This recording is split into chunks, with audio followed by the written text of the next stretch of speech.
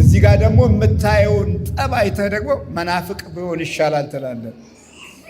እዛ ስትሄድም ደግሞ ቆይቶ ቆይቶ ቆይቶ ቆይቶ አይመችህም። አይተው ጌታ ሆይ ጌታ ሆይ ጌታ ሆይ ብለህም አይመችህም። ጮህ ጮህ ጮህ አይመችህም። ወደ ምርቃና የሚወስድ መንፈስ ከህይወት ጋር ይዛመዳል። እንደ ምርቃና የሚገፋፋ በውስጥ በኩል ጌታን የሚመስል ግን ያልሆነ ዲያብሎሳዊ የሆነ ሸክም ትጫናለህ። በመንፈስ መሞላት በሚለው ጉዳት ውስጥ በጣም በረቀቀ መንገድ ጠላትህን ወዳጅ ታደርገዋለህ። አቤት አቤት አቤት! አንድ ጠጪ ሰው ሁል ጊዜ የሚጋብዘን ከሆነ የእሱ አዚም በተመሳሳይ ገጽታ ይጋባብናል። የጠላት ኃይል መኖሩን በሚገባ አውቃቸዋል። ይኸውም ደግሞ መለኪያው ምንድነው? በመቁጠሪያ ስትጠቀሙ 5 ነገሮችን ብያቸዋለሁ። ሲመታ መብላት፣ ማቃጠል፣ መውረር፣ እንደ ድንጋይ መሆን፣ በሰውነት ውስጥ መሄድ። እነዚህ 5ቱ ነገሮች የመናፍስት ድብብቆሽን የማወቂያ አንዱ መንገድ ነው። ዛሬ ደግሞ አዚም ምንድን ነው የሚል ነው። አዚም ምንድን ነው? አዚም ምን ይሰራል? አዚም ማለት የአካላዊ ገጽታ ግርዶሽ የሚፈጥር ነው። አካላዊ ገጽታን ይጋርዳል። አካላዊ ገጽታ ማለት ከአንገት በላይ ያለውን አካል ማለት ነው።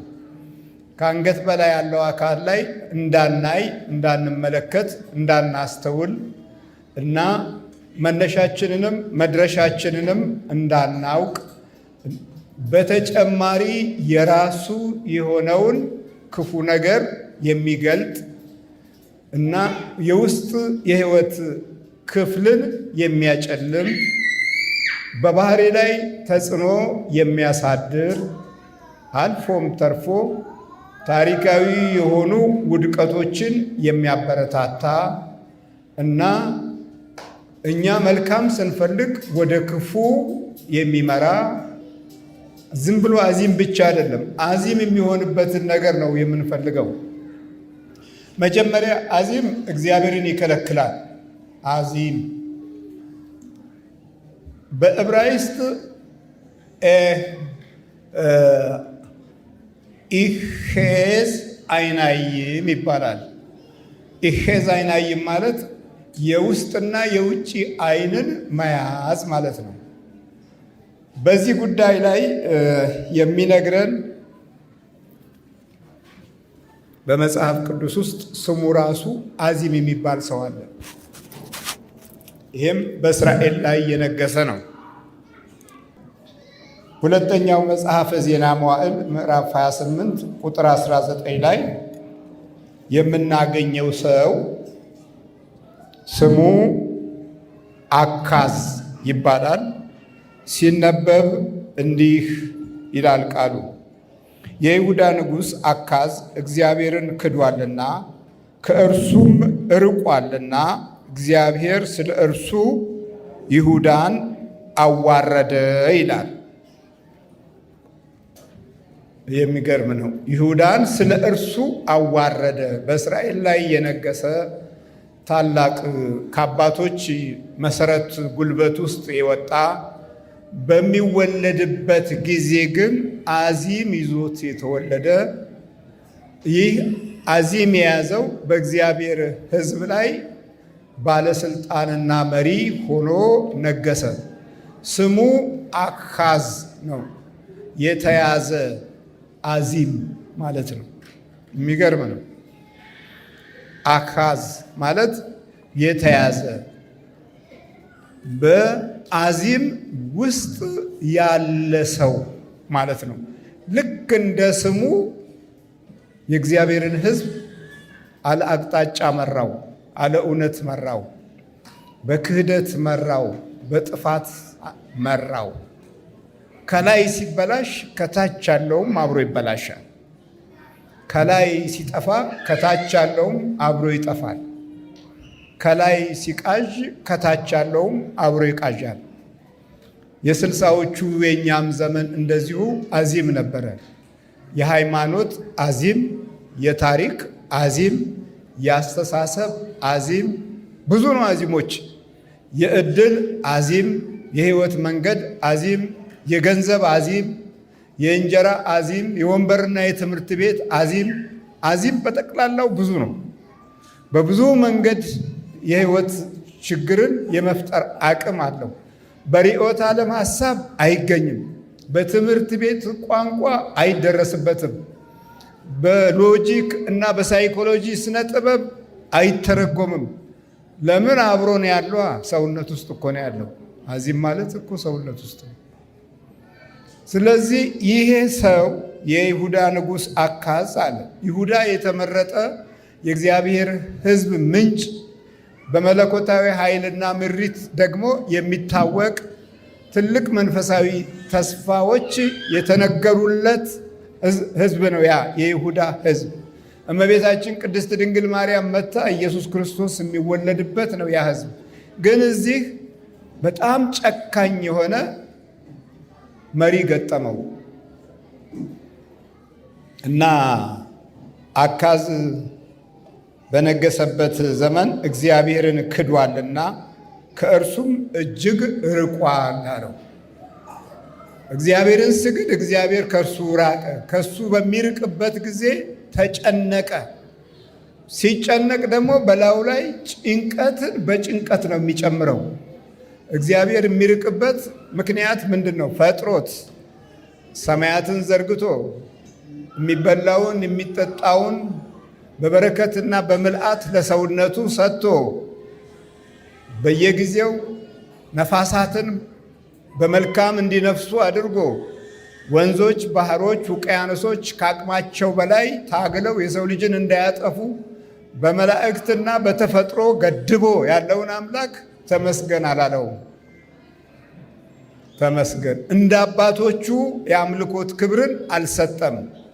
ስሙም አዚም ነበረና እዚህ ያንን የአዚምነትን ባህሪውን ሲገልጽ ምን ሆነ? እግዚአብሔርን ካደ። እግዚአብሔርን መካድ ሲጀመር እርስ በርሳችን እንካካዳለን። በዚህ በማርክሲስቱ ዓለም ውስጥ የነበረው ጥፋት እግዚአብሔርን በመካድ ላይ የተመሰረተ ስለነበረ ይውደም የምንለው የነበረው ቃል ትውልድን በሙሉ ሲጥል አገኘ ነው። ሰው የዘራውን መልሶ ያጭዳል የሚል መለኮታዊ ድምፅ ሰምታችኋል።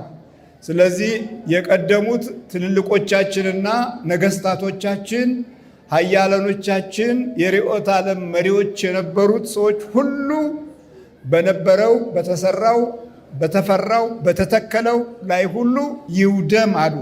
ይውደም ሲሉ ቀስ እያለ ይኸው ትውልዱ ወደመ፣ የታሪክ በረከት ወደመ፣ የተስፋው ቃል ጠፋ፣ መጽናኛ አጣን፣ በረከት ተለየን፣ ቋንቋ ጠፋን፣ የምንግባባበት ነገር ራቀን፣ የሐሳብ ጸጋና ሞገስ ተለየን፣ አንዱን አንዱ የሚያደምጥበት በረከት አጣ።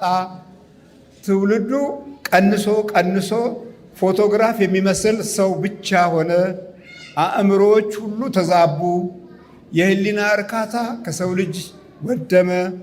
ቀንም ሌሊትም የቅዠት ሕይወት የምንኖርበትን ባህሪ ያዝን። እንደ ትውልድ ክደናል፣ እንደ ትምህርት ቤት ክደናል። ስለዚህ ወደሚበጀው መንፈስ መሻገር አቃተን። ስለዚህ እንዳካዝ ነው፣ አዚም ይዞናል። አዚማችን ደግሞ የሚገርም ነው። አዚም ማለት አንድ ሰው ጓደኛ ሆኖ ሲኖር በክፉ መንፈስ ከተያዘ የዛ ክፉ መንፈስ ጥላው ቀስ በቀስ ያንኑ የሚመስል ተመሳሳይ ባህሪ ያለው ውዳቂ ፍጡር የማድረግ አቅም አለው። ለምሳሌ አንድ ጠጪ ሰው ሁል ጊዜ የሚጋብዘን ከሆነ የእሱ አዚም በተመሳሳይ ገጽታ ይጋባብናል።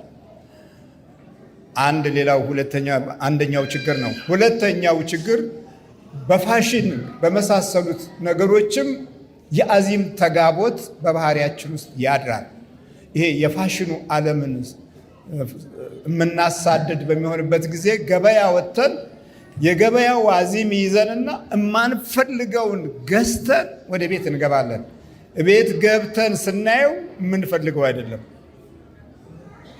ለዚህ ቀደም ብለን ግን በአዚም ነው የገዛ ነው። አዚም ተይዞብን የት ነው የሚያስጠላው ነገር ቆንጆ ሆኖ እንዲታይ የሚያደርገው አዚም ነው። አዚም ይሄ የገበያ አዚም ይባላል። የእንጀራ አዚምም አለ። የክፉ እንጀራ አዚም፣ የክፉ እንጀራ አዚም፣ በመከራ የምንበላው እንጀራ፣ በችግር በስቃይ የምንበላው እንጀራ። እንጀራን ለማግኘት እድሜ ልካችንን እንደኳተንን የመከራ እንጀራ በልተን አዚም ያድርብናል። ስንሰራው አለ ፍላጎት እንሰራዋለን፣ ስናገኝ ደግሞ አለ አግባብ እናጠፋዋለን። የመከራ እንጀራ ይባላል። አያችሁ፣ አዚም እንደዚህ ነው የሚያደርገው።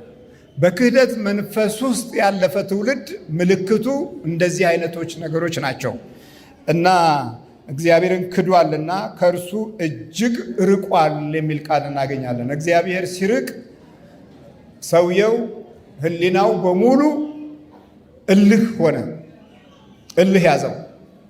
በእምነት እልህኞች አሉ። አሁን ሚስት ስትጸልይ ባልየው እልህ ይዘዋል። ምንድን ነው እንደዚህ አይነት? አንዳንዴ እኔንም ይረግማል። ለምን አደመጠችና የጸሎት ነገር ለምን ጀመረች? ይህን ያደረገው ያ እርኩስ ሰውዬ ነው ብለው በደንብ ይሳደባል፣ ይጨምርበታል።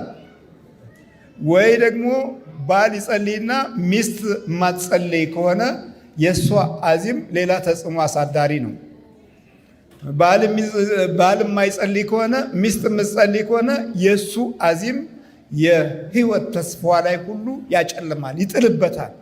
የሚናገራቸው ቋንቋዎች አዚምን የሚያበረታታ ውድቀትን የሚያይል የሚያደርግ ነው። ከዛም አልፎ ተርፎ ነፍስን የሚነካ ቋንቋ ክፉ ነገርን ይናገራል። ያ ክፉ ነገር ከክፉ መንፈስ ጋር የተያያዘ ስለሆነ ከውስጥ የማይወጣ ሆኖ እንዲቀመጥ ያደርገዋል። ጠላት ማለት ነው። በጣም ከባድ ነው።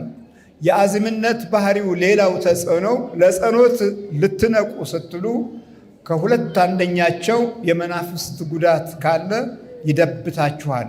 መደበት፣ መጫን እና ማፍዘዝ፣ አልፎም ተርፎ አንዳንድ ጊዜ ማደንገዝ፣ ከዛም አልፎ ተርፎ አይን ግርዶሽ ድረስ የሚያመጣል። በእንቅልፍ ሰበብ አሳቦ አይንን ግርድ ያደርጋል። ይሄ እንዲህ አይነቱ በብዛት የሚከሰተው መሰረታዊ የሆነ እድሉ ላይ ሲያጠላበት ነው።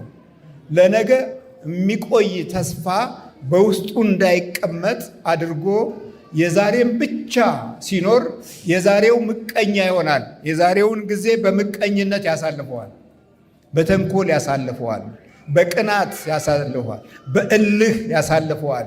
ቤታችን፣ ኑሯችን፣ ሀብታችን፣ ገንዘባችንም እልኸኛ የሆነና ከራሳችን ጋር ይጣላል። አዚም ነው። አየህ፣ አዚማም የሆኑ ሰዎችና ከጣዖት የተነካኩ ሰዎች ገንዘቡን ሲሰጡንም ከመናፍስቱ ጋር ስለሚሰጠን የትም አይደርስም። አገር ገነባለሁ ብለህ ያሰብከው እዚህ እንኳን ዕዳ መክፈል እንኳን የማትችልበት ይሆናል። በአዚም ታስረሃል። አየህ፣ ትክክለኛው መገለጥ ሳናገኘው በፍልስፍና እንመራለን ብለን የሳይኮሎጂና እንዲሁም የህይወት መንገድ ፍለጋ መጽሐፍቶችን እናነባለን። ከዛ ሄደን የምንደበቀው ወይ ሳይኮሎጂ ውስጥ ወይም ዘናበል እንጆይ አርግ ይልሃል። እዚህ ሀገር አብዛኛው እንጆይ ነው። እስቲ እንጆይ እናርግ ይላል። በቃ በእንጆይ ግን ብዙ ነገሮች አሉ። በጸሎት ውስጥ ያልተደገፈ እንጆይ ስለሆነ ያ እንጆዩ ሌላ ተጨማሪ ብክነት ፈጥሮ ህልውና ላይ ችግር ያመጣል። እንዲህ ነው የምንወሳሰበው። ይሄ ሁሉ ታዲያ በጸሎት በኩል ያለውን ኃይል በመግባባትና በውስጥ ህሊና ፈቃድ ውስጥ ሁሉም አንድ ሀሳብ ለማሰብ እድሉን ሲያጣ ነው። በአሁኑ ወቅት ግን አበሻው አብዛኛው ኢትዮጵያዊው የጠብ እንጀራ ይበላ ነው። እግዚአብሔር ምሕረቱን ያብዛለን። የጠብ እንጀራ መብላት ከጀመርን ቆይተናል። የጠብ እንጀራ ነው በሙሉ የሚበላው። የድሮቹ አባቶች እንጀራቸውን ሲያስበርኩ በጽዋ ማህበር በዛም እግዚአብሔርን አመስግነው ሰውን አውርተው አይደለም የሚሄዱት፣ እግዚአብሔርን አመስግነው ነው። ይሄኛው ሰውን ስለሚያወራ በሰው ጓዳ ውስጥ ስለሚቀና አንዱ ከበለጠው እንዴት እንደሚያበሻቅጠው የሚያስብበትን እና የውርደት ቃሎችን እንዴት እንደሚያውጠነጥን በባህሪ ውስጥ አዝሎ ስለሚሄድ ከዛ የሌላው ድል ላይ ስም ላይ አዚም ይሆናል። የስም አዚም፣ ስም የማጥፋት አዚም፣ ኑሮውን የማጥፋት አዚም፣ የቡዳነት አዚም። ስለዚህ እግዚአብሔርን ሲክድ እግዚአብሔርም ራቀው፣ እግዚአብሔር ስለ እርሱ ይሁዳን አዋረደ ይላል። ይሄ ክፉ ሰው ወደ ላይ ወጥቶ ቦታውን መንበሩን ስለያዘው ይሁዳን አዋረደው። በቃ ይሁዳ የተባለው ነገድ ከነ ሀገሩ ቤተልሔምን ጨምሮ በሙሉ ተዋረደ። አገሩ ተዋረደ፣ ህዝቡ ተዋረደ። ውርደት ምልክቶች እንግዲህ የአዚም አንዱ ክፍል ነው። ለመልካም ነገር አዚም ሲሆንብህ እንደዛ ነው። ከዛም የአሦርም ንጉሥ ቴልጌል ቲልፌልሶር መጥቶ አስጨነቀው እንጂ አልረዳውም። ለዚህ ሰው ምን አድርጎ ነበረ? አንደኛ የቤተ እግዚአብሔርን መዛግብት በሙሉ አንተ አግዘኝ አለና ባዕድን ተማመነ። እግዚአብሔር ማስተዋሉን ይስጠን። ባዕድን የባዕድ ሀገር ተማመነ። አባቶቹ ያስቀመጡትን መዝገብ አባቶቹ ያስቀመጡትን የሚስጥር መዛግብት በሙሉ ወሰደና ከቤተ እግዚአብሔር አስወጣ። እርዳኝ፣ ይኸውልህ በምርኮ ያላገኘኸውን በጦር ያልነጠቅኸውን እኔ በግልጽ እሰጥሃለሁ። ያንተ መንፈስ፣ ያንተ ውቃቢ፣ ያንተ ጣዖት ያግዘኝ ብሎ የእግዚአብሔርን ቤት ሀብት ወሰደ እና ውሰድ አለው። ውሰድን ካበቃ አለ ጦርነት ወሰደ። እግዚአብሔር ይማረን። እኛም እንደዛ አድርገናል። መጽሐፍቱ ተሽጠዋል።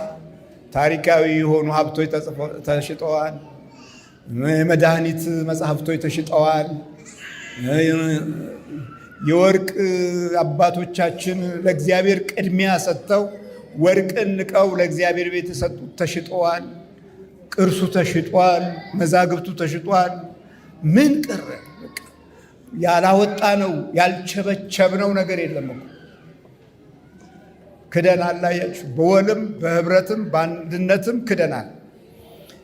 ከዛ እነሆም እግዚአብሔር በቤት ከንጉሱና ከአለቆቹም ቤት እኩሌታውን ገፈፈ፣ ለአሦርም ንጉሥ ሰጠ።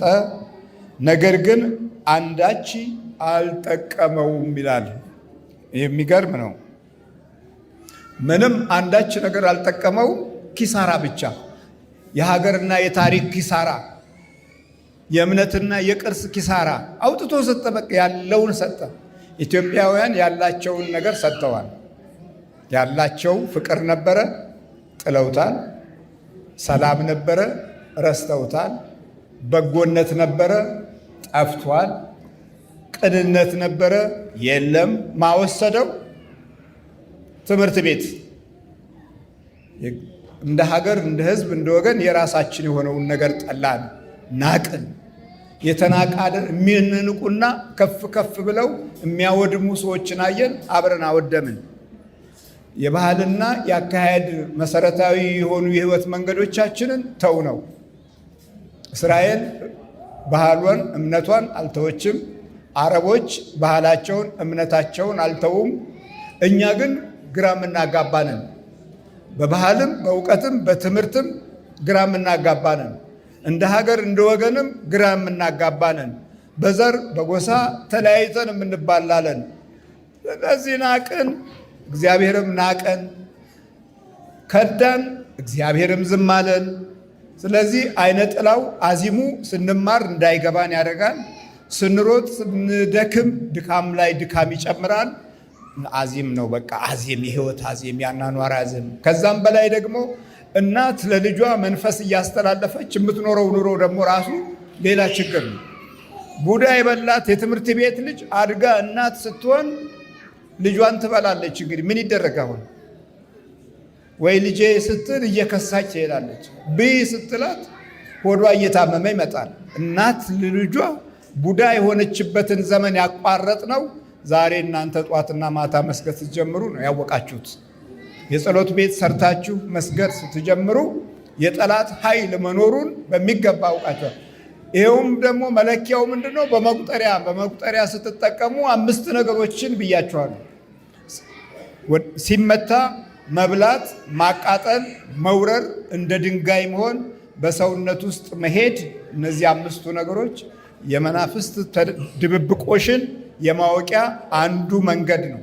እግዚአብሔር ስሙ የተመሰገነ ይሁን። ስለዚህ መዛግብቱን ሁሉ አወጣና በሙሉ ለጣዖት መንፈስ ሰጠ። ከዛ ይህም ንጉሥ አካዝ በተጨነቀ ጊዜ እግዚአብሔርን መበደል አበዛ ይላል። እግዚአብሔርን መበደል አበዛ። ከቤቱ የሚያስፈልገውን ነገር ሁሉ አወጣ። ስሙንም ሰደበ፣ አዋረደ። በትውልድ ውስጥ ያለውን የኃላፊነት ወንበር ለክፋትና ለጥፋት አዋለው። ታሪካዊ የሆኑ ውድቀቶች እየበረቱ ሲመጡ ተጨነቀ። ሲጨነቅ ደግሞ አሁንም መበደልን አበዛ። እልህ ነው። ከዛ አሁን ቂም ደግሞ ጨመረበት። ከዛ ቀጥሎ በቀል መጨመር ሲጀምር ለመተቱም ለደማስቆ አማልክት የሶርያ ነገስታት አማልክትን ረድተዋቸዋልና እኔን ይረዱኝ ዘንድ እሰዋላቸዋለሁ ብሎ ሰዋላቸው። ነገር ግን ለእርሱና ለእስራኤል ሁሉ እንቅፋት ሆነ ይላል። በቃ አሁን ደግሞ ቀጥታ ጣዖት ውስጥ ገባ። አሁን አንዳንድ ሰዎች ኦርቶዶክስ ይጨቃጨቃሉ፣ ምን ይላሉ፣ ይጣላሉ። እዛ ጋር እንዲህ መጣላትንም የሚያስቀምጥ ክፉ ኃይል አለ። እዚህ ጋር ደግሞ የምታየውን ጠብ አይተህ ደግሞ መናፍቅ ቢሆን ይሻላል ትላለህ። እዛ ስትሄድም ደግሞ ቆይቶ ቆይቶ ቆይቶ ቆይቶ አይመችህም። አይተው ጌታ ሆይ ጌታ ሆይ ጌታ ሆይ ብለህም አይመችህም። ጮህ ጮህ ጮህ አይመችህም። ወደ ምርቃና የሚወስድ መንፈስ ከህይወት ጋር ይዛመዳል። እንደ ምርቃና የሚገፋፋ በውስጥ በኩል ጌታን የሚመስል ግን ያልሆነ ዲያብሎሳዊ የሆነ ሸክም ትጫናለህ። በመንፈስ መሞላት በሚለው ጉዳት ውስጥ በጣም በረቀቀ መንገድ ጠላትህን ወዳጅ ታደርገዋለህ። አቤት አቤት አቤት! እግዚአብሔር እንዲህ አይነቱን ክፉ መንፈስ ያረቅልን። አያችሁ፣ አማልክት ለሶርያውያን ረድቷልና ለአሶርያውያን ረድቷልና ለእኔም ይረዳኛል ብሎ የቤተ እግዚአብሔርን ዕቃ ሰጥቶ ወርቁን ሰጥቶ መዛግብቱን ሰጥቶ ታሪካዊ መረጃዎችን ለነሱ አሳልፎ ሰጥቶ የእስራኤል ምስጢር እንዲህ ነበረ፣ የአባቶቻችን ጉዳይ እንዲህ ነበረ ብሎ አዋርዶ ሁሉን ነገር ብሎ ደግሞ አሁን ጣዖት ማምለክ ጀመረ። እስቲ እነሱ ቢረዱ ብሎ መስዋዕት መሰዋት ጀመረ። እኛም ለዛር ለውቃቢ አባቶቻችን እየተለማመኑ ግማሹም በዛር ስለት የተወለደ ነው። ልጅ ለሚካኤል ተስሬ ነበረ። አሁን ግን ለውቃቢው ተስዬ አገኘሁ የተባለው ትውልድ አገኘሁ። ከባድ ነው። በጣም በጣም ብዙ ጉዳቶችን በአኗኗር ላይ የፈጠረው አደጋ አንዱ በዚህ በክፉ ጣዖት የተወለደው ትውልድ መብዛቱ ነው።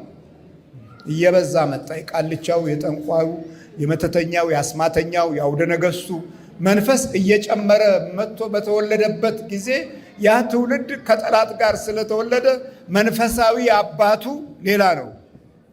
ለዚህ ጸሎት አይስማማውም። አሁን ባለፈው ጊዜ ዛሬ 6፣ 7፣ 8 ዓመት በመጣው ጊዜ የነበሩና የሰሙ እናቶች እስካሁን የሰሙ እህቶች እስካሁን የበረቱ አሉ።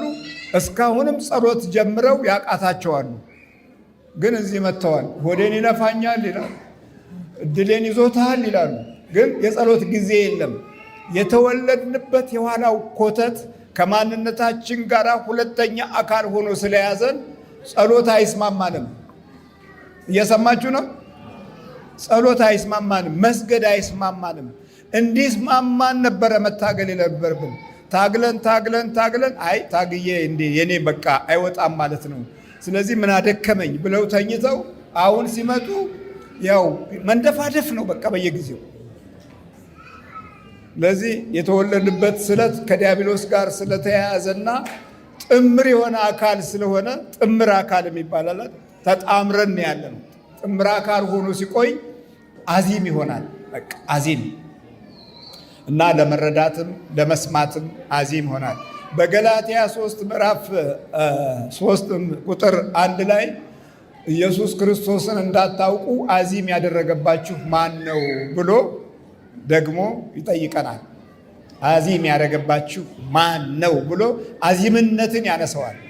እና በአዚም ትምህርት ቤቶቻችን ተይዘዋል። የማንነት ቀውስ እንዲገጥመን የትውልዱ አካሄድ ተወሳስቧል። ስለዚህ በጸሎት መበርታት ያስፈልገናል። ስንወጣ ስንገባ የሚጫጫንንና የሚደብተንን ኃይል የምናርቀው ጸሎት ቦታችን በርከክ ስንል ነው። የምንገባበት ሆቴል፣ የምንጠጣው ሻይ፣ የምንጠጣው ቡና ዘመናዊ የልክፍት መንፈስ እንዲያድርበት ሰይጣን ይሰራል። ዛሬ ይሄ አብዛኛው በዚህ በሙዚቃው ኢንዱስትሪ ውስጥ ያለው ትውልድ ሁሉ ከዚህ ከሰይጣኒዝም ጋር የተያያዘ ስለሆነ ስናደምጥ ቆይተን አዚም በማንነታችን ላይ አድርጎ ያንን መንፈሳዊ ክብራችንን ይወስድብናል። መንፈሳዊ ክብርን መነጠቅ የዚህ አዚም አሰራር ነው። አዚም ለጸሎትና ለአምልኮት ሕይወትን እንዳታዘጋጅ የሚከላከል ስውር መንፈስ ነው። የእድል ግርዶሽን የሚያበረታታ፣ የሕይወት አቅጣጫዎችን የሚያጨልም፣ ቀብር ሁሉ ሳይቀር እንዳያምር የሚያደርግ አደጋ ያለበት ክፉ መንፈስ ነው። እግዚአብሔር ምሕረቱን ያብዛልን።